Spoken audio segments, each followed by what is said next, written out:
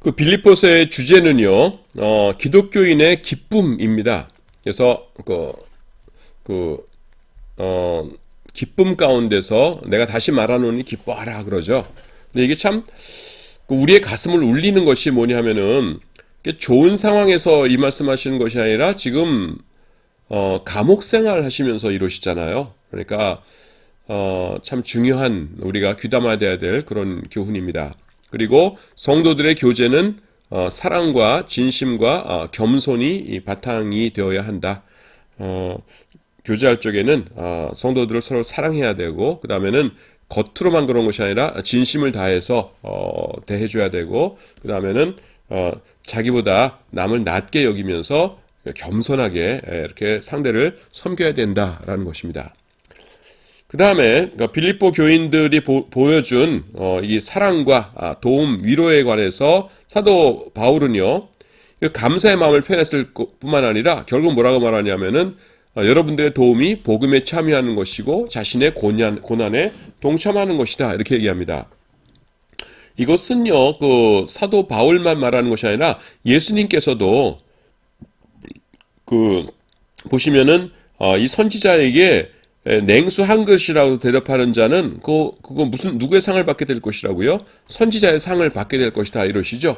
그래서 돕는 것이 곧 그의 사역에 동참하는 것이고요.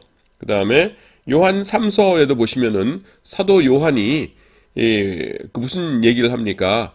선교 여행했다가 거기서 데메드리오라는 사람이 자신을 잘 대접해 줬잖아요. 그러니까 가이오에게 편지를 쓰면서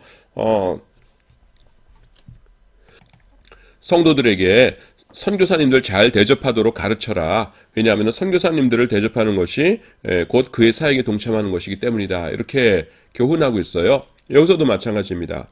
그리고 자신의 고난에 동참하는 것이라는 게 뭡니까? 여러분, 그리스도인들의 고난은요, 엄청난 상급이 약속되어 있는 것입니다. 우리가 당하는 세상의 고난이 장차 받을 그 하나님의 엄청난 영광과 좋게 비교할 수 없도다, 그렇게 말씀하시잖아요. 그 엄청난 영광이 보장되어 있는 것이 고난인데, 이 주의 종들을 잘 섬기면은 주의 종들이 받을 그 영광에 동참하게 된다라는 메시지입니다.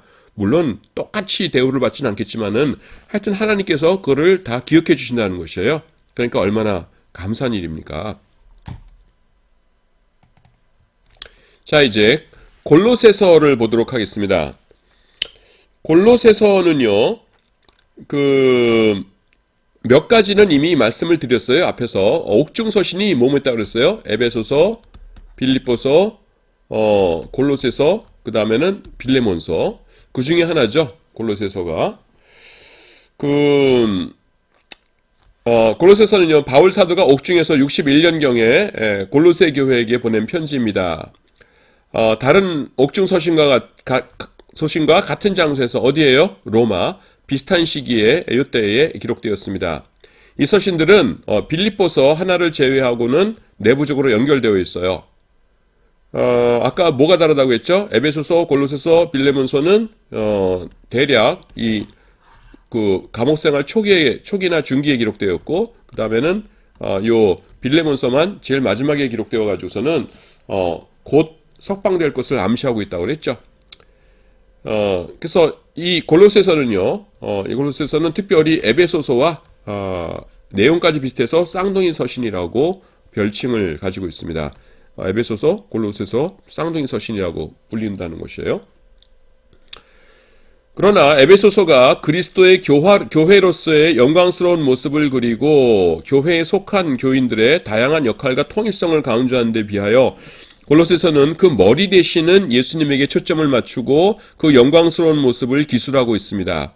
이는 아마도 골로새 교회를 위협하는 소위 골로새 이단이 그리스도의 역할과 가치를 평가절하하는 데 기인한 것으로 보입니다. 이게 무슨 말이냐면은 이게 몸이잖아요. 몸이 이렇게 발이고 이렇게 있으면은 에베소서의 경우에는요, 뭐를 강조하냐면은 몸 이야기를 왜 했냐면은 통일성 때문에 한 것이에요.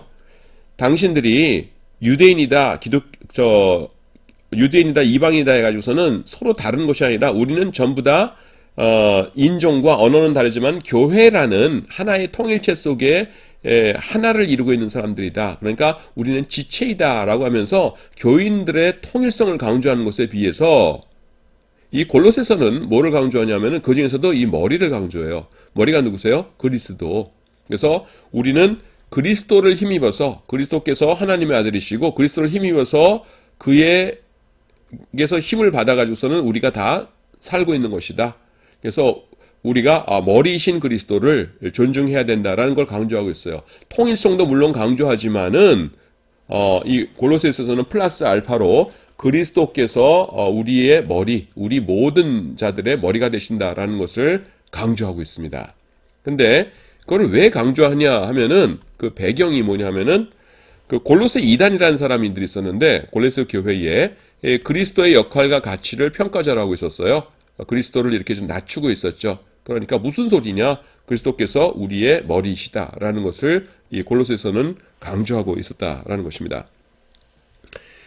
그 골로새 교회는요, 바울이 전도하여 세운 교회는 아니었어요. 사도 바울이 쓴 서신이 13권이 있는데 그 중에서 나머지 편지들은요, 사도 바울이 직접 전도한 교회 아니면은 이제 그 디모데 전후서 디도서처럼 사역자들에게 쓴 편지죠. 근데 로마서하고 요 골로새서 요거 두 군데는요, 로마서는 사도 바울이 전도한 것 아니고요, 골로새서도 아니에요. 그래서 두 개만 좀 특수한 경우입니다.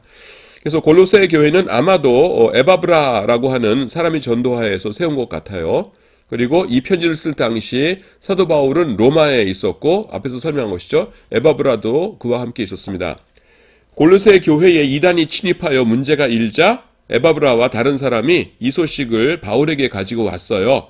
이거 어떻게 하면 좋습니까? 그러니까 바울 사도가 그 해결책을 이제 제시한 것이죠. 그래서 그 골로새 교회에 일어난 이단과 관련하여 그 답변으로 기록한 것이 이 골로새서입니다. 빌립보서는 어떤 거라고 했어요? 빌립보에서는 에바브로디다라는 사람이 이제 여러 가지 돕는 것을 가지고 왔는데 병에 걸렸어요.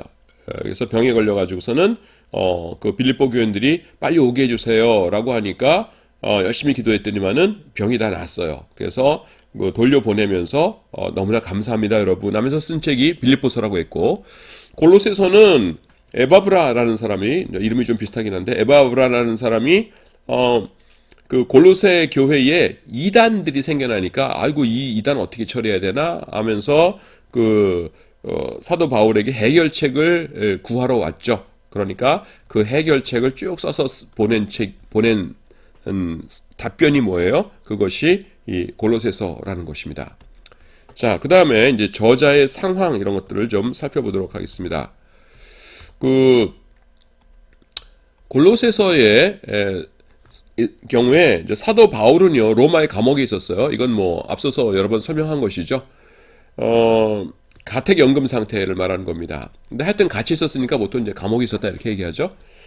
그 다음에 로마에 있는 동안에 이 골로새서를 쓰게 되었는데, 구체적으로 어떤 상황인지는 알려지지 않지만은 하여튼 우리가 그 골로새에서 온 그 에바브라를 통해서 그 내용을 듣고서는 거기에 대한 답신으로 쓴 거다라는 것까지는 알고 있습니다.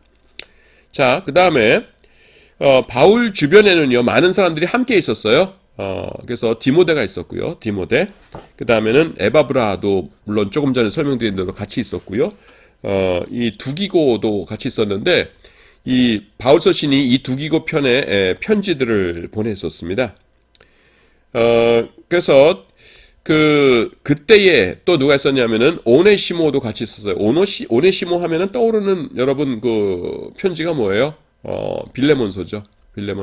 빌레몬서에 나오는 그 도망쳤던 노예 이름이 오네시모입니다. 오네시모도 그때 이제 로마에 같이 있었어요. 그래서 바울 사도가 이 편지를 쓸 때 이 오네시모를 주인인 빌레몬에게 돌려보내려는 계획을 가지고 있었어요. 빌레몬은 여러분들이 좀 정리를 하셔야 돼요. 빌레몬은 그 장로인데요. 무슨 교회냐 하면은 골로새 교회의 장로예요. 골로새 교회 장로고 그다음에 빌레몬의 노예였다가 도망쳤던 사람이 오네시모입니다.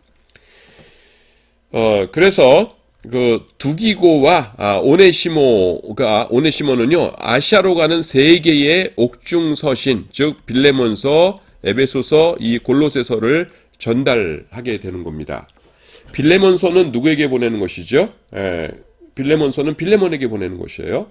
빌레몬 그 사람이 골로새 교회의 장로였고요. 그 다음에는 골로새서는 골로새 교회에 보내는 것이에요. 골로새 교회에 보내는 편지이고 골로새 교회의 장로님이었던 빌레몬서에게 보내는 개인적인 편지고요. 그 다음에 에베소서는 아까 말한 대로 회람서신이었죠. 예. 그 회람서신 중에 하나가 이제 그 장소 중에 하나가 에베소라는 것이고요. 그래서 두기고와 그 다음에 오네시모가 이제 이것을 전달하게 되는 것입니다. 오네시모가 선택된 것은 그가 골로새 교회와 관련이 있는 사람이었기 때문이다. 관련이 있다는 게 뭐예요? 골로새 교회 장로님 빌레몬의 종이었죠. 노예. 그 다음에 또 아리스타고, 마가, 유스도, 그 다음에 누가, 데마가, 바울 사도 주변에 있었습니다. 예. 자, 이런 정황으로 보아 이 골로새서는 바울 사도가 로마에 갇혀 있는 2년의 초기나 중간기에 기록된 것으로 보이고요. 적어도 빌립보서보다는 훨씬 이른 시기에 기록되었을 것입니다. 빌립보서에서는 곧 석방될 것이다 라는 암시가 있는데 여기는 그런 것은 없어요. 자, 그 다음에 수신자와 관련해서 좀 살펴보도록 하겠습니다. 여러분 그 강의안으로는 88쪽입니다. 수신자 중에서 다 볼 건 아니고요. 그 세 번째 패러그래프이죠. 바울 사도는 에바브라를 통해서 이 교회를 알게 되었습니다. 골로새 교회를.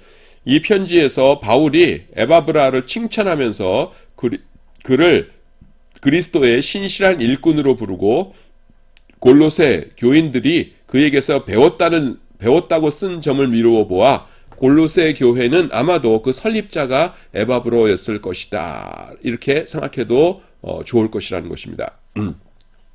에바브로는요, 골로새 출신으로 골로새에서만 사역했을 뿐만 아니라 이웃 도시인 라우디게아와 히에라볼리에서도 사역한 것으로 이렇게 알 수가 있습니다. 골로새에서 만점 빼는 게 좋겠네요. 골로새 교회의 교인들은 대부분 이방인들이었습니다. 그러나 그들은 주변에 살고 있었던 유대인들과의 접촉을 통해서 유대인의 전통과 교리에 대해서 어느 정도 알았거나 영향을 받은 것으로 보입니다. 그렇기 때문에 그 골로새서에는 유대주의에 대한 몇몇 경고가 포함되어 있습니다. 유대주의라는 게 뭐예요, 여러분? 율법 안 지키면 천국 못 간다는 거예요. 그래서 그건 아니죠. 그래서 제가 그렇게 강조를 한 겁니다. 여러분들에게도. 그래서 구약 성경이 있고 십자가가 있고 신약 시대가 있으면은 예수 그리스도의 십자가 이후에만 영향을 끼친 것이 아니라 구약의 성도들도 십자가로 인해서 구원받은 것이다 라는 것을 제가 그렇게 자세하게 설명한 이유가 그거예요. 내가 이 말 처음 하는 게 아니라고 그랬죠. 여러분들이 지금 다니시는 목사님들도 이 말씀 다 하고 계세요. 근데 이게 구체적으로 말씀하진 않고 그냥 구약의 성도들은 오실 메시아를 믿어서 구원받았고 신약의 성도들은 오신 메시아를 믿어서 구원받았다. 이렇게 좀 두리뭉실하게 말씀하실 뿐이죠. 근데 여러분들이 이제 신학교에 왔으니까 그 내용이 뭔가 하는 것을 이제 교수님을 통해서 이제 자세하게 이제 교육을 받는 것입니다. 그걸 단단히 알고 있어야 돼요. 근데 유대주의자들은 뭘 잘못했던 거예요? 구약에 있던 이 속죄제사이라는 것은 모형이요 그림자였거든요. 모형이요 그림자인데 이 구약에 있는 거를 실체라고 생각한 거예요. 실체는 없어지면 안 되죠. 모형이요 그림자는 없어지지만은. 그래서 실체라고 생각하니까 십자가 이후에도 십자가의 모형이요 그림자였던 속죄제사 이런 거 다 드려야 된다고 가르친 거예요. 그러니까 하나님의 뜻과 어긋나죠. 그래서 유대주의에 대한 경고가 포함되어 있는 것입니다. 여러분들은 잘 아셔야 돼요, 이거. 이게 무슨 소린가 하는 것을. 그 다음에는 이제 약간 좀 구체적인 정황이 나타나는데, 이것도 그렇게 어렵지 않으면서 도움이 됩니다. 그래서 같이 읽도록 하죠. 바울에게 와서 일정한 기간 동안 머물고 있었던 에바브라를 통해서 바울 사도는 골로새 교회에 여러 가지 어려움이 일어나고 있다는 사실을 들었어요. 그렇게 뭐냐면은 골로새 2단인데요. 어떤 사람들이 공교한 말 혹은 철학과 헛된 속임수를 교회에 전파하고 있었습니다. 이것이 복음을 방해하고 있었고요. 골로새 교회가 혼란에 빠져들었어요. 이들은 아마도 예수님의 신성에 관하여 의문을 제기했던 것으로 보입니다. 예수님의 신성. 여러분, 예수님의 두 가지 속성이 있으시죠? 예수님께서는 신성이 있으시고 또 뭐가 있으세요? 인성이 있으시죠. 인성. 그래서 신성과 인성 두 가지가 100%입니다. 여러분들이 조심해야 될 게 뭐냐면은 신성과 인성을 다 갖추셨다고 해가지고서는 하나님이시니까 신성 한 82%, 그 다음에 인간의 몸을 입으셨으니까 인성 나머지 18% 해가지고서는 100%다. 이게 아니라는 거예요. 예수님은요, 신성 100%, 인성 100%입니다. 내가 그때 설명했죠. 왜 인성 100%예요?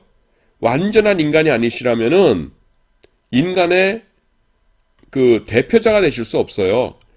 여러분, 백석대학교 대표가 백석대학교 학생이어야지 백석대학교 학생회장이 다른 대학 학생이다. 말이 돼요? 안 되잖아요. 예수님께서 십자가에서 혼자이셨지만은 사실은 뭐예요? 모든 인간을 대표해서 대신해서 십자가에 못 박히셨잖아요. 그러니까 인간의 대표자로서 고난받으신 거예요. 그러니까 100% 인간이셨어야 돼요. 인성 100%. 그 다음에 완전한 하나님이셨어야 돼요. 왜냐하면은 인격적인 존재는 온 세상에 네 가지 존재밖에 없죠. 하나님, 천사, 인간, 그 다음에는 사탄, 마귀. 근데 마귀가 인간 대신해서 죽을 수 있어요? 안 되죠. 왜냐하면 인간보다 더 죄가 많아요. 자격 없어요. 인간도 어때요? 다 죄인이죠. 안 돼요. 천사는 죄는 없죠. 하지만 천사가 만약에 인간을 대신해서 죽는다 그러면은 인간이 죄를 범했는데 왜 하나님께서 천사한테 그 벌을 받게 하시냐고요. 이거는 하나님의 공의로움에 어긋나죠. 그래서 천사도 안 돼요. 근데 하나님께서 법을 만드셨어요. 죄인은 죽어야 된다. 벌을 받아야 된다. 근데 그 죄인을, 인간을 지옥 가게 하기 싫으셔가지고서는 천국 가게 하기 위해서 그러면 내가 정한 벌을 받으마. 그러시면은 아무도 말릴 사람이 없죠. 그건 공의롭죠. 그래서 하나님이 벌을 받으신 것이에요. 직접 인간의 몸을 입으시고. 그래서 예수님, 그분이 누구세요? 예수님이시거든요. 그래서 예수님은요, 완전한 하나님이셔야 돼요. 그래서 인간 100%, 하나님 100%셔야지 돼요. 여러분, 그 이단들이 자칭 예수라는 사람들이 있잖아요. 그 자칭 예수라는 사람들이 가짜의 이유가 뭐예요? 그 사람들은 신성 100%, 인성 100%인 사람이 없다니까요. 그런 분은 인류 역사상 오직 우리 주 예수 그리스도밖에 없으세요. 그래서 사도행전 4장 12절에서 뭐라고 말씀하고 계십니까? 다른 이로서는 구원을 받을 수 없나니 천하 인간의 구원을 받을 만한 다른 이름을 우리에게 주신 일이 없음이니라. 아멘.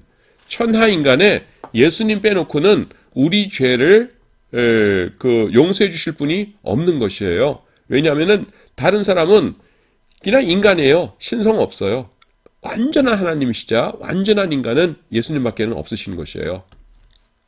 지금 그 얘기를 하고 있는 것입니다. 그래서 유대주의자들은 이건 아니라는 것입니다. 그래서 그 사람들이 예수님의 신성에 대해서 의문을 제기했던 것으로 보입니다. 그래서 바울 사도는요, 이 골로새서에서 예수님의 신성을 변호하고 교회와의 관계를 밝히고 그의 삶과 죽음이 이 세상의 모든 권세에서 사람들을 구원했다고 충고합니다. 요건 내가 조금 그냥 교리적인 것인데 여러분들에게 설명할게요. 지금 말고 AD 1세기, 1, 2세기경에 이게 세기란 뜻이야. 이게 세기라고 쓸게요. 1, 2세기경에 그 이단들이 크게 두 개가 있었는데요. 여러분, 예수님은 신성이 100%, 이거 굉장히 중요해서 내가 계속 강조하는데요. 그 다음에 인성 100%라고 했잖아요. 그렇죠? 이해하죠, 여러분들?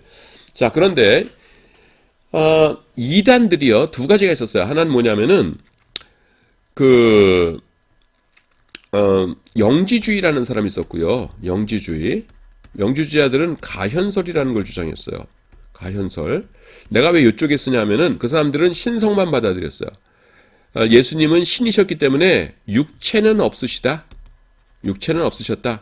예수님 봤는데요. 그것은 거짓으로 나타났을 뿐이다. 가현설. 가현설을 유식한 말로 도세티즘이라고 그래요. 도세티즘. 그래서 이건 뭐냐면은 그냥 헛개비를 본 거다. 쉽게 말해서 육체가 있는 것이 아니라 그냥 너네가 환상 헛개비를 본 거다. 그래서 거짓으로 나타난 것처럼 나타난 것처럼 보였을 뿐이다. 그래서 그걸 가현설, 영어로 도세티즘이라고 그래요. 그 사람들을 영지주의자라고 그러고, 이 사람들은 예수님의 신성을 인정했지만은 인성은 인정하지 않았어요. 근데 여기에 에비온파라고 있었습니다. 에비온파는 주로 유대인들로 구성되어 있었는데요. 왜 여기다 쓰겠어요? 이 사람은 인성은 인정했어요. 근데 인성만 인정했어요. 인성만 인정하고 신성은 부정했어요. 그래서 예수님은 100% 사람이시다? 그거 맞아. 그런데 예수님이 하나님이시라고 그건 아니지 라고 주장했어요. 그래서 에비온파는 여기 있었어요. 그래서 지금 골로새 2단은요, 에비온파 쪽에 속한 사람일 가능성이 굉장히 높습니다. 딱 에비온파였는지는 우리가 그 기록이 충분치 않아서 알 수 없지만은 에비온파와 비슷한 주장을 했을 거라고 생각을 합니다. 에비온파는 인성은 인정하되 신성은 아니지요 이렇게 했고요. 영주주의자들은 신성은 인정하되 인성은 인정 못하지요 이랬어요. 둘 다 2단이에요. 2단이 안 되려면 어떻게 해야 돼요? 신성 100%, 인성 100%입니다. 여기서 눈꼽만큼이라도 딴 얘기를 한다. 신성 100%고 인성이 99.8%다 이렇게 얘기한다. 2단이에요. 구원이 없어요. 오직 우리 주 예수 그리스도는 신성 100%에 인성 100%다라고 하는 그런 정통교단에만 구원이 있어요. 여러분들 잘 아시기 바랍니다. 그 다음에 이 바울 사도는요, 골로새 교회를 세우지도 않았고 교인들을 양육하지도 않았으며 심지어 이곳을 방문한 적도 없었어요. 하지만 골로새 교회를 어지럽히는 문제를 해결하기 위하여 그는 마치 자신이 세운 교회인 것처럼 간절한 소망과 열심을 가지고 기도하면서 이 편지를 썼습니다. 에바브로의 권고에 의해서 이 편지를 쓰도록 자극을 받았지만은 바울 사도는 골로새 교회가 자신의 선교 영역에 속하는 것으로 보았고 모든 교회의 문제는 자신의 사역과 관계된 것으로 보았어요. 이게 무슨 말입니까? 사도 바울이 하나님의 심정을 가지고 있었다는 겁니다. 하나님께는요, 모든 교회가 어때요? 누가 설립했건 상관없이 똑같이 사랑스럽고 귀하시죠. 하나님의 마음으로 볼 적에는. 그렇죠? 여러분들 끄떡끄떡하는 모습이 너무나 보기 좋아요. 어떻게 하냐고요? 내 눈엔 보여요. 하나님께서 귀하신 것이에요. 근데 사도 바울은 뭐예요? 바로 그 하나님의 마음을 알았어요. 그래서 직접 설립한 교회만 내가 잘 돌봐줄 거야 라는 것이 아니라 다른 사람이 설립했으면 어때요? 다 하나님의 교회인데. 그래서 그 교회를 위해서도 똑같이 이 애끓는 심정으로 편지를 보냈어요. 그 편지가 뭐예요? 이거예요.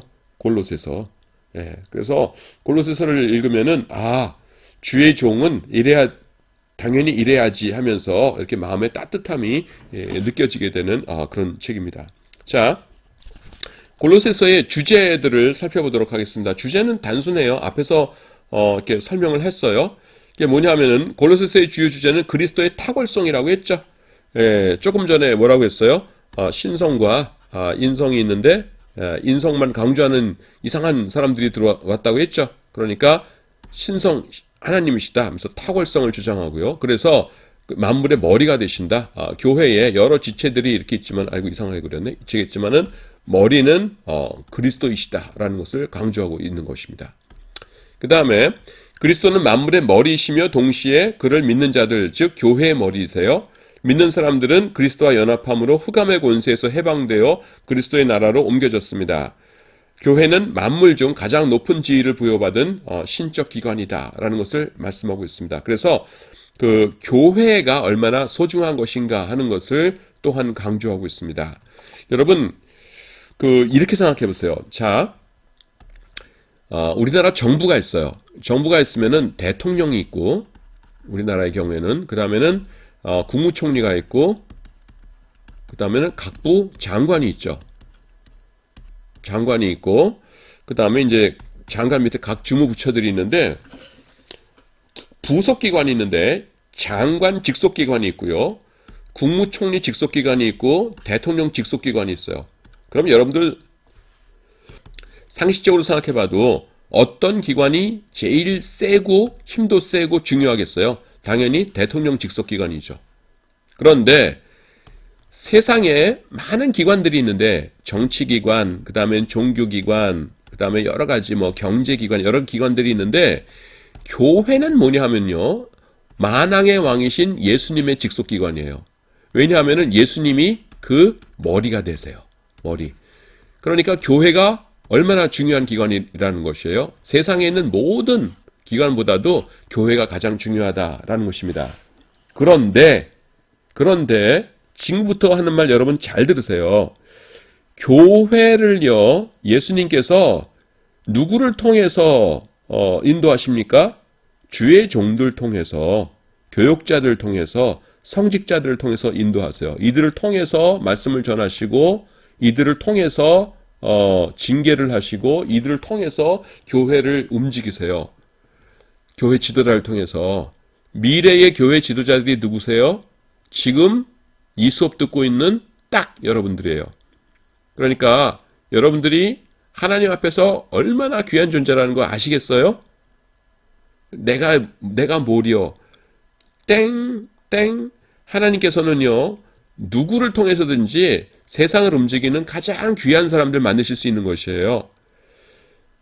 여러분들이 볼 적에는, 세상 사람들이 볼 적에는 세상의 정치 지도자들, 아니면은 삼성이나 이런데 경제 지도자들, 아니면은 뭐 기업하는 사람들이나, 뭐 이런 사람들이 높아 보이고, 저 사람들이 굉장히 중요한 것 같고 그러잖아요? 땡, 아니에요. 하나님께서 세상을 보시는 것은요, 세상에서 가장 중요한 기관은 교회이고요. 여러분들은 교회의 지도자예요. 정치 지도자들이 되기 위해서, 그 국회의원 되기 위해서 사람들이 얼마나 애를 써요? 투표에 나가서 사람들 악수하고 막 그러잖아요. 근데 여러분들은 그것보다도 훨씬 중요한 기관인 교회의 지도자를 삼기 위해서 하나님께서 1000명, 10,000명 중에서 가려 뽑으신 사람들이 지금 이 수업 듣고 있는 것이에요. 아멘? 예. 그러니까 여러분들은요, 그 긍지를 가져야 되고, 그 다음에는 하나님의 인도하심을 잘 따르면서 순종해야 돼요. 자, 그래서 여러분들이 그 따르심에 순종하기 위해서 지금 우리 학교에 와서 이런 수업 듣고 있잖아요. 그러니까 여러분들이 땡땡이 치고 그럼 돼요, 안 돼요? 안 되는 거예요. 지금 하나님의 말씀 배우고 있는데, 지금 하나님의 말씀 배우면서 테레비 켜놓고 힐끔힐끔 테레비 보다가, 그 다음에는 핸드폰 보다가 그러면서 공부하면 돼요, 안 돼요? 안 되죠. 지금 허 교수님 어떻게 하셨어요? 이런 사람들 몇 명이 있는 것 같아요. 한 5명 정도 있는 것 같아요. 그러면은 안 되는 거예요. 여러분들 지금 머릿속으로 막 엉켜 있죠? 지금 빌립보 교회 얘기인가? 골로새 교회 얘기인가 하면서 엉켜 있죠?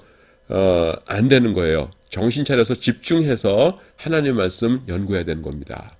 여러분들이 내가 하나님 앞에서 얼마나 소중한 존재인가 하는 것을 아셔야 돼요. 하나님께서 보실 적에는요, 세상에서 제일 소중한 존재가 교회이고요. 그 다음에 지금 교회 목사님들은 지금 교회의 지도자들이지만은 앞으로 5년, 10년, 20년 후에 대한민국 교회, 아니 세계 교회를 책임질 지도자들은 여러분들이에요. 나는 지금 여러분들에게 열심히 하나님의 말씀 가르치고 있지만은 20년 후에는 뭐 세상에 없거나 아니면은 그냥 힘 하나 없어서 뭐 양로원에 있거나 그러겠죠. 그때는 여러분들이 바통을 이어받아 가지고서는 하나님의 일 열심히 해야 되는 거예요. 그러니까 지금 열심히 해야 돼요? 안 해야 돼요? 열심히 해야 되는 거예요. 자, 그 다음에 이제 여러분들이 91쪽으로 가서 데살로니가 전후서를 살펴보도록 하겠습니다. 자, 데살로니가 전후서는요, 그 바울 사도가 당연히 데살로니가 교회에 보낸 편지입니다. 요거에 대해서는 조금 더 내가 좀 설명을 하도록 하겠습니다. 이건 뭐냐면은 이미 앞서서 설명을 다 했던 내용이에요. 했던 내용인데 자 지도를 이렇게 대충 그립니다. 이렇게 요게 이제 터키고요. 터키인데 이제 성경에서는 소아시아라고 부르죠. 그리고 요게 지금 그리스인데 이제 아가야 지역이라고 나와요. 성경에는 아가야. 그다음에 요게 마게도냐입니다. 마게도냐. 그래서 여기 무시아라는 지역에 드로아라는 도시 드로아가 어디예요, 여러분? 트로이예요, 트로이. 트로이의 목마라고 할 적에 그 트로이예요. 트로이에서 꿈을 꿨는데 마게도냐 사람과 손짓하여서 부르죠. 그래서 처음에 빌립보 성에 가서 전도를 합니다. 그래서 조금 전에 이제 빌립보 교회에서 대표적인 성도 누구예요? 루디아, 자주정사 루디아와 그 다음에는 간수의 가정이라고 그랬죠.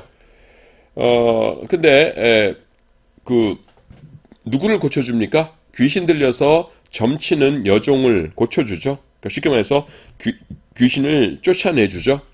그러니까 그 주인은 뭐예요? 자기 수입이 끊어지잖아요. 그래가지고서는 이제 빌립보에서 이제 감옥에 갇히게 하고 그래서 감옥에서 그 간수를 전도하죠. 사도행전 17장에 나오죠. 그래서 그 다음에 가는 곳이 어디냐면은 데살로니가입니다. 데살로니가인데 그 데살로니가에 있을 적에 유대인들이 사도 바울을 엄청나게 핍박을 했어요. 핍박을 하니까 그 교회를 세웠는데요. 세우긴 세웠는데 얼마 동안만 세웠냐면은 딱 3주, 3달이 아니라 3주. 그러니까 만으로 따져서 3, 7이 20일, 한 20일 정도 만에 교회를 세우고서는 깡패들이 막 쫓아오니까 그 다음에는 베레아로 갔다가 그 다음에는 배 타고서는 아덴으로 간 거예요. 근데 아덴에 갔을 적에 누구만 있었냐면은 여러분 이게 지금 몇 차 전도여행이에요? 2차 전도여행이에요. 2차 전도여행 때 동행하던 사람이 누굽니까? 바울이 있고요. 그 다음에 신라가 긴 이름은 뭐죠? 실루아노. 그 다음에는 디모데가 있었어요. 디모데. 그래서 이 세 사람이 같이 다녔는데 이 베레아에서 너무 급하니까 사람들이 그 바울과 신라 디모데가 떨어져 있었는데 바울을 죽이려고 하거든요. 사람들이 신라랑 디모데는 뭐 그렇게 중요하게 생각하지 않았어요. 바울을 죽이려고 하니까 아우 바울 사도님, 딴 분들은 우리가 보내드릴 테니까 빨리 배 타고 떠나세요 해가지고서는 배 타고서는 아덴으로 온 거예요. 아덴이 지금 어디예요? 아테네입니다. 그래서 아테네에서 혼자 선교를 하고 그 다음에 이제 옆에 있던 고린도로 갔는데 고린도가 여기쯤 있습니다. 좀 뭐 지도가 아무리 그 엉망이지만은 이렇게 아테네, 고린도 이렇게 있어요. 여기가 이렇게 지협이 이렇게 있고 그래서 고린도에 있을 적에 그때서야 이제 신라랑 디모데가 이제 다른 배를 타고 와가지고서는 합류를 한 겁니다. 지금까지 스토리 아시겠죠? 예, 드로아에서 가가지고서는 빌립보, 데살로니가 그 다음에 그 베레아 갔다가 유대인들이 깡패를 동원해서 하도 탄압을 하니까 일단 바울만 피신해서 아덴에 갔다가 고린도에 도착한 것이에요. 그래서 신라와 디모데가 이제 그때 이제 다른 배를 타고 와서 이제 합류를 한 겁니다. 근데 바울이 제일 걱정되는 게 어디냐면은 이 데살로니가 교회였어요. 왜냐면은 달랑 3주밖에 없었어요. 3주. 그래가지고서는 이 사람들이 잘 있나? 왜냐하면 또 그 유대인들이 깡패를 동원해서 막 핍박하고 그랬으니까 교회도 핍박했을 거 아니에요. 그러니까 교회가 제대로 있나 하면서 걱정이 되는 거예요. 그래서 이 디모데에게 자네가 제일 젊으니까 내 대신에 가가지고서는 데살로니가 교회 가서 교회가 제대로 있는지 좀 보고 와주게 이렇게 한 겁니다. 그래서 알겠습니다 하고서는 이제 돌아왔어요.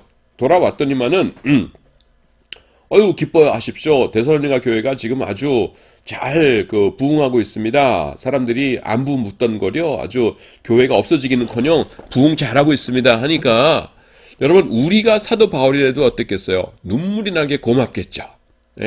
3주 동안 짧게밖에는 전도를 못했는데 하나님의 은혜 가운데서 든든하게 뿌리를 받고 잘 성장하고 있다는 소식을 들으니까 얼마나 기뻤겠어요. 그래가지고서는 아마 뭐 성경에는 안 나오지만 눈물을 훌쩍훌쩍거리면서 아이고 이런 감사할 때가 있나 하면서 그러면은 자네가 가가지고서는 편지 하나 좀 보내드리고 오게 해가지고서는 알겠습니다 해가지고서는 편지를 디모데 편에 또 써요. 그래가지고서는 보내가지고서는 이 데살로니가 교회에 편지를 보냅니다. 그게 무슨 서예요? 그게 데살로니가 전서예요. 그런데 이 고린도 교회가요, 굉장히 좀 사도 바울이 오래 머물렀던 곳이에요. 한 1년 반을 머물렀거든요. 그래서 그 한 1년 정도, 1년이 채 안 됐을 겁니다. 그 정도 기간 지난 후에 편지하면 다시 가지고 가라 해가지고선 디모데가 예 사도님 알겠습니다 해가지고서는 또 편지 한 통을 가지고 가요. 그게 뭐예요? 디모데 후서예요. 미안합니다. 데살로니가 전서, 데살로니가 후서예요. 제가 디모데를 보고 있으니까 디모데 후서라고 했는데 데살로니가 후서입니다. 아까 혹시 제가 디모데 전서라고 했습니까? 아까는 데살로니가 전서 바로 했던 것 같은데 데살로니가 후서입니다. 그래서 그 데살로니가 전서와 후서가 있는데요.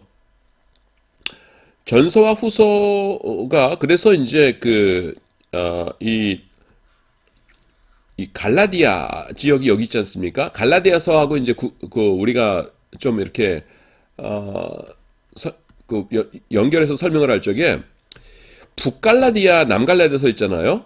그래서 남갈라디아서를 주장하는 사람들은 1차 전도 여행 때 여기 전도했잖아요. 남갈라디아 지역을 여기가 이제 구브로고요. 그리고 데살로니가 전서는 2차 여행이거든요. 지금 2차 전도여행은 이렇게 전도했던 것이고 내가 다 설명했던 겁니다, 여러분. 그래서 남갈라디아서를 취하는 분들은 뭐냐면은 갈라디아서가 제일 먼저 쓰여졌고 그다음에 데살로니가서는 2차 전도 여행 때 쓰여졌다 이렇게 주장을 하고요. 그다음에 북갈라디아서를 주장하는 분들은 북갈라디아는 이렇게 간 거잖아요. 이렇게 가는데 그래서 북갈라디아서를 주장하는 분들은 뭐라고 주장하냐면 바울 서신 가운데 최초의 서신이 데살로니가 전서다 이렇게 얘기합니다. 그래서 바울 서신 13권 중에서 어떤 서신이 제일 먼저 쓰인 것이냐라는 걸 가지고 다툴 때에 남갈라디아서를 주장하시는 분들은 1차 전도여행 때 여기를 전도했으니까 데살로니가 교회는 2차 전도여행 때 전도한 거고 그러니까 갈라디아서가 제일 먼저 쓰인 것입니다. 이렇게 주장을 하고요. 북갈라디아서 주장하시는 분들은 데살로니가 전서가 제일 먼저 쓰여진 것이다. 이렇게 주장을 해요. 예. 자, 그다음에 그러면 주제는 뭐냐면은 데살로니가 교인들이 그때 뭐가 이렇게 핵심 쟁점이었냐면은 우리 부활하는 거야라는 것이에요. 그래서 이제 부활에 대해서 관심이 많았어요. 그래서 전서에서는 우리 곧 부활할 거니까 여러분 소망을 가지고 사시기 바랍니다. 이 세상이 다가 아니에요. 우리 부활하면은 영원히 천국 가는 거예요. 하면서 그거를 주장했어요. 그래서 전서를 보냈는데 그 다음에 사이에 뭐가 일어났냐면 사람들이 이제 조금 있으면 부활 안 된다. 예수님 오신단다. 예수님 재림하신단다 하면서 그 일상생활을 개판으로 사는 사람들이 생겨난 거예요. 막 함부로 살고 성실하지 않게 살고 그러니까 이래서면 안 되겠다 해가지고서는 데살로니가 후서를 보내면서 여러분 그거 아니에요. 예수님께서 곧 오시긴 오실 거지만은 우리가 세상 살면서는 열심히 성실하게 살아야 되는 거예요. 여러분 아셨죠? 자기 직업에 충실하시고요. 하나님 맡겨주신 사명 잘 감당하면서 성실하게 사세요 하는 편지를 보냈어요. 그게 데살로니가 후서입니다. 이제 데살로니가 전후서가 어떤 책인가 하는 거 대충 감이 잡히셨죠? 이제 살펴보도록 하겠습니다. 데살로니가 전서와 후서는 바울 사도가 데살로니가 교회에 보낸 서신이다. 당연하죠. 이 두 편지는 같은 장소에서 기록되었어요. 거기가 어디예요? 고린도입니다. 조금 전에 말씀드렸죠. 바울 사도는 고린도에 머물러 있었고 주변에 동행하던 사람들도 변함이 없는 것으로 보아 데살로니가 전서를 쓴 후 얼마 지나지 않아서 후서를 쓴 것으로 추측할 수 있습니다. 따라서 우리는 이 두 편지를 함께 공부할 것이다. 내용만 좀 다르고 나머지 정황이 똑같아요. 이 데살로니가 전후서는요, 신약 성경의 책들 중에서 가장 이른 시기에 기록된 것으로 기독교 선교 초기의 모습을 알 수 있어요. 그래서 지금 2차 전도 여행 때라고 그랬죠. 그래서 남갈라디아서를 주장한 사람들은 갈라디아서가 1등이다 그러고요. 북갈라디아서를 주장한 사람들은 데살로니가 전서가 1등이다 그러는데, 하여튼 1차, 2차 선교 여행 때라서 비슷한 시기라고 볼 수 있어요. 그래서 갈라디아서와 그다음에 야고보서가 비슷한 시기에 기록되었다 이렇게 합니다. 야고보서는, 갈라디아서는 내가 이미 설명을 한 거고요. 비슷한 시기라는 것 설명한 거고, 야고보서는 조금 좀 설명을 할 필요가 있어요. 야고보서는 갑자기 생뚱맞게 왜 나오냐면은, 왜 초기라고 그러냐면은, 나중에 이제 야고보서 할 때 나중에 이제 설명을 할 것인데요. 야고보서에 보시면은 산상설교랑 그 내용이 겹치는 것이 무지하게 많습니다. 산상설교의 내용이 뭐예요? 행위죠, 행위.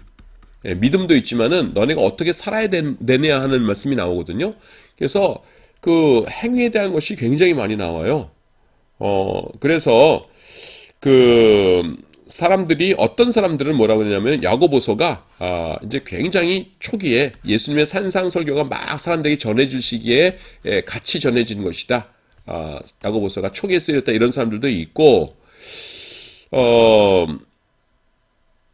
그러니까 이렇게 봐요. 그러니까 여러분들이 이게 교수님 설명 들어도 뭔지 모르겠어요, 이런 사람들이 있을 텐데, 이렇게 설명을 하면 좋을 것 같아요. 이게 뭐냐면은, 자, 행위와 그 다음에는 믿음이 있으면은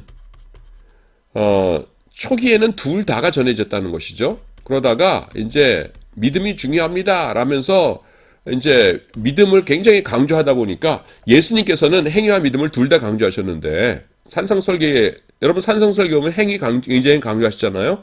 그러니까 예수님께서는 행위와 믿음을 둘 다 강조하셨는데, 나중에 막 이렇게 기독교를 전파하다 보니까 어떤 상황이 왔냐면은, 믿음을 조금 더 강조하는 상황이 왔다는 겁니다. 그래서 사람들이 이제, 일단 믿어야 행위가 있게 되니까 믿음을 강조해야 되는 건 맞는데, 시계추가 너무 한쪽으로 기울었어요. 믿음으로만. 그래가지고서는 나중에 다시, 믿음만 중요한 것이 아니에요. 행함도 중요한 것이에요. 라고 하면서 행함이 강조하는 쪽에 왔다는 것이에요. 그래서 행함이 언제 또 강조됐냐 하면은 두 군데인데, 초기에 강조됐고, 그 다음에는 사람들이 믿기만 하고 행함이 적으니까 나중에 강조됐다는 것이에요. 그래서 야고보서를 어떤 사람들은 요때 쓰여진 것이다. 초기에 행위가 강조됐을 적에 요때 쓰여진 것이다 라고 하는 사람들이 있고요. 야고보서가, 그러니까 요때. 그 다음에 어떤 사람들은 뭐라고 얘기하냐면은, 아니다, 야고보서는 나중에 믿음만 강조하고 사람들이 너무 엉망으로 사니까 행위에 대해서 강조해야겠다 해서 나중에 쓰여진 것이다 라는 설이 있어요. 그래서 야고보서는 1번설과 2번설이 있어요. 나중에 이제 야고보서 아직 안 나왔는데, 야고보서 나왔을 적에 내가 설명해 줄 거예요. 뭔 말인지 알았죠? 그런데 지금 여기서 갈라디아서와 야고보서와 비슷한 시기다라는 것은 지금 1번설에 기초했을 때 그렇다는 것입니다. 뭔 말인지 알겠죠? 예. 알아들은 사람은 알아듣고, 교수님 조금 아리송해요 그런 사람은 여러분 다시 들을 수 있잖아요. 예.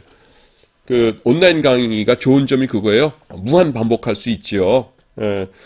여러분들이 교실에서 강의를 하면은 밤에 공부하다 말고서는, 공부하다가 헷갈린다고 해서 밤 1시, 2시에 나한테 전화해가지고서는 나 자고 있는데 교수님 아까 말씀하셨던 거 다시 말씀해 주세요. 그럴 수 없잖아요. 그리고 낮에만 전화할 수 있고, 또 그때는 뭐예요? 이렇게, 말로만 설명할 수 있는데, 이건 뭐예요? 이렇게 여러분 화면도 다 보이고, 그러면서, 지금, 계속 반복해서 들을 수 있잖아요. 온라인이 좋은 것 같아요. 그리고 나중에 야고보서 할 때 다시 또 설명할 거예요. 내용이. 그래서 갈라디아서와 야고보서가 비슷한 시기에 기록되었다라는 거 할 적에, 야고보서는 조금 전에 말한 거 1번서를 따른다는 것, 그럴 경우에 야고보서가 일찍 기록되었다는 것이라는 거예요. 그 다음에 주요 내용은 예수님의 재림과 종말에 관한 것이에요. 그래서 이 서신들은 복음서에 수록된 예수님의 종말에 대한 설교와 그 다음에 예언, 그 다음에 요한계시록과 더불어 신약의 3대 종말론 문서에 속한다, 이렇게 말하고 있습니다. 그래서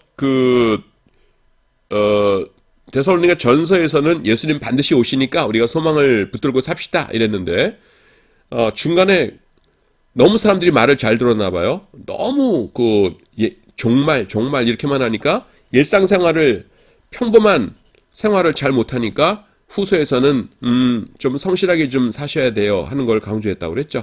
그리고 지금 3대 종말론 그랬는데 그걸 설명을 할게요. 요건 그냥 옆에다 설명해도 될 것 같아요. 복음서에 종말장이라는 것이 있어요. 종말장. 그래서 마태복음 24장. 아마 틀림없이 앞에서 내가 이거 설명을 했었던 것 같아요. 마가복음 몇 장이에요? 13장. 누가복음은 몇 장이에요? 21장이에요. 요한복음에는 없어요. 그래서 종말에 일어날 일들을 예수님께서 찬찬히 이렇게 설명해 주시는 거가 요 세 장입니다.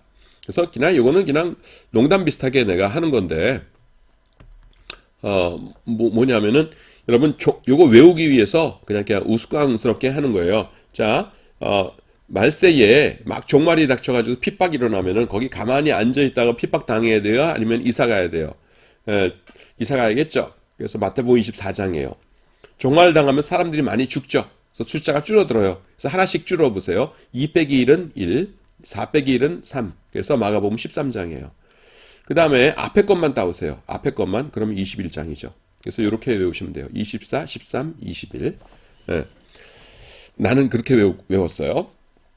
그래서 그것이 이제 3대 종말론 중에서 첫 번째고, 그 다음에 두 번째는 뭐야? 요한계시록. 당연히 요한계시록은 전체가 미래에 일어날 일 예언한 거잖아요. 그래서 요한계시록이 종말론 문서고, 세 번째 종말론 문서가 바로 이 데살로니가 전후서다라는 것입니다. 그래서 신약 성경의 3대 종말론 문헌이에요. 왜 그러냐면은 데살로니가 교회 사람들이 종말에 대해 관심이 많았어요. 그러니까 거기에 대해서 이제 편지를 쓸 수밖에 없었고, 그래서 우리는 굉장히 그 덕을 보고 있는 것이죠. 자, 그 다음에는 저자의 역사적 상황을 좀 살펴보도록 하겠습니다. 아까 설명한 것이에요. 데살로니가 전서는 이 편지가 기록된 시기에 바울 사도의 상황을 비교적 자세하게 알려주는 정보를 담고 있어요. 바울 사도는 아덴에서 디모데를 데살로니가로 보내었다 이렇게 나옵니다.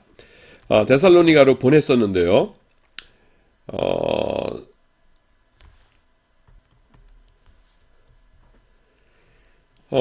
그 다음에 사도는 직접 가고 싶어 했지만은 불가능했다고 말합니다. 고린도 교회에서 일이 너무 바빴으니까요. 그래서 데살로니가 전서를 쓸 때 디모데는 데살로니가로부터 그에게로 돌아와 있었어요. 돌아와가지고서는 교회 건재합니다 그러죠. 그래서 바울은 그에게서 기쁜 소식을 듣고 편지를 씁니다. 그래서 데살로니가 전서를 보낼 때에는 세 사람이 같이 이제 있었죠. 고린도에. 그래서 바울, 실라, 디모데 세 사람이 거기 같이 적혀 있었습니다. 그리고 요거는 이제 뭐 너무 자세한 사항이라 내가 같이 보지는 않는데요. 여기 보시면은 전도 여행할 적에 이 2차 전도 여행 때 몇 주 동안 머무르면서 전도했냐면은 데살로니가에는 3주 동안 머무르면서 전도했다라는 것입니다. 예기치 않은 사건으로 베레아로 도망하였다가, 예기치 않은 사건이라는 게 뭐냐면은 유대인들이 깡패들을 동원했죠. 깡패들을 동원해가지고서는 사도 바울을 죽이려고 하니까 베레아로 도망했다가 혼자 아덴으로 갔다가 고린도로 갔죠. 이곳에서 실라와 디모데를 만난 겁니다. 그건 내가 쭉 설명해 드린 그겁니다. 그 다음에 이제 그 다음 상황은 내가 여기만 좀 설명하면 될 것 같아요. 데살로니가에서의 짧은 체류에 대해서 바울 사도는 아쉬워했었습니다. 3주 동안밖에 없었으니까. 그 다음에 복음 사역을 시작만 하고 완성하지 못했다고 느꼈기 때문이에요. 그래서 그는 속히 데살로니가로 돌아가려고 했지만은 사탄이 그를 막았다 이렇게 말합니다. 그래서 그는 누구를 보냈어요? 제일 젊은 디모데를 보냈죠. 그 다음에 디모데가 데살로니가 있는 동안에 이 디모데도 사역자입니다. 여러분, 젊은 사역자, 여러분들과 같은. 그래서 어느 정도는 사역을 했던 것처럼 보여요. 그리고 기독교인의 삶에 대해서 가르쳤던 것으로 보입니다. 그래서 바울 사도는 고린도에 얼마 정도 쓰냐면은 아까 내가 말한 대로 1년 반 동안 머물러 있었거든요. 그래서 그 사이에 1년 반 동안 있는 동안에 한 번 보내고 그 다음에 가가지고서는 사역도 좀 했겠죠. 그 가가지고서는 편지만 보내주고서는 쭈르르 오진 않았겠죠. 사역 좀 하고 디모데가 온 다음에 그 1년 반 이내에 또 한 번 갔겠죠. 그래서 데살로니가 전서는 50년경에 고린도에서 기록되었다 이렇게 보고요. 데살로니가 후서의 첫머리에는 전서에서 마찬가지로 바울, 실라, 디모데 세 사람이 적혀 있어요. 이 세 사람이 누굽니까? 그 2차 전도 여행 같이 간 사람이죠. 1차는 누구였어요? 바울, 그 다음에 바나바, 그 다음에 마가 요한이었죠. 그래서 이 후서는 바울 사도가 전서에 이어서 아마도 전서가 기록된 지 1년이 채 지나지 않아서 51년경에 쓴 편지일 것이다. 우리가 그렇게 보고 있습니다. 자, 다음 시간에 이어서 계속 강의하도록 하겠습니다.